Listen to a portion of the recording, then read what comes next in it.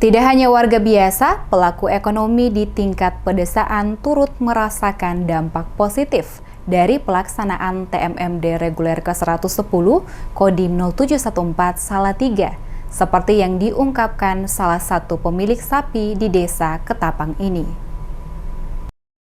Kegiatan pembangunan program TMMD reguler 110 Kodim 0714 Salatiga mendapatkan banyak ucapan terima kasih dari warga Dusun Sarimulyo, Desa Ketapang, Kecamatan Susukan, Kabupaten Semarang. Terlebih ucapan itu terlontar dari pengusaha sapi Sulistiono warga RT 6 RW 5 Dusun setempat.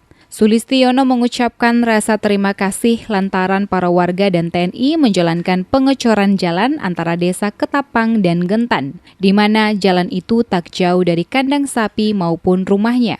Sulistiono mengaku senang dengan TMMD ini karena jalan yang dicor itu tentunya nanti akan bisa dilalui kendaraan roda 4. Terlebih, pihaknya juga mempunyai kendaraan roda 4 yang dijadikan muatan sapi saat datang maupun akan dijual.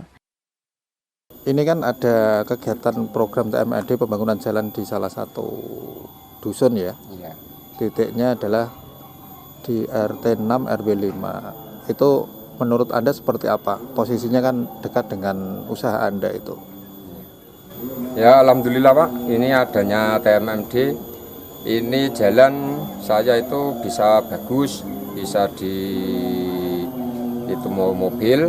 Jadinya kalau mau kemana-mana itu udah enak. Alhamdulillah TMMD itu masuk ke RT 06 sama di Desa Ketapang itu.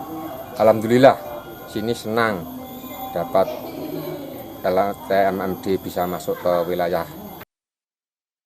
Dengan pembangunan itu, menurut pria yang mempunyai usaha jual beli sapi selama 16 tahun itu, juga dapat mempermudah akses jalan dari arah mana saja, sehingga lalu lintas dapat terlalui dengan lancar tanpa hambatan. Perlu diketahui, sebelum dicor, jalan itu keadaannya jelek dan becek, bahkan lalu lintas juga agak sedikit tersendat.